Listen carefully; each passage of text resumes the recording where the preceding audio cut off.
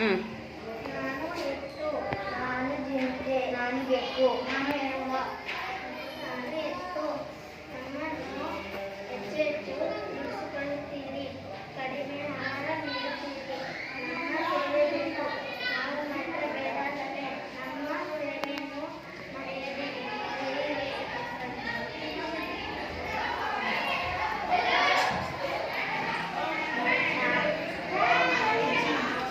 ನಾನು ಜಿಂಕೆ, ನಮ್ಮ ಬದುಕಿನ ಆಧಾರದ ಕಾಡು, ಅದನ್ನು ನಾಶ ಮಾಡುತ್ತೀರಿ, ನಮಗೆ ತಿನ್ನಲು ಇಲ್ಲ, ಮೊಲಗಳು ಮರಳು ನೆಲೆಯಿಲ್ಲ, ಕಾಡು ನಿಮಗೂ ಬೇಕು, ನಮಗೂ ಬೇಕು, ನಮ್ಮನ್ನು ಉಳಿಸಿ ನೀವು ಉಳಿಸಿ.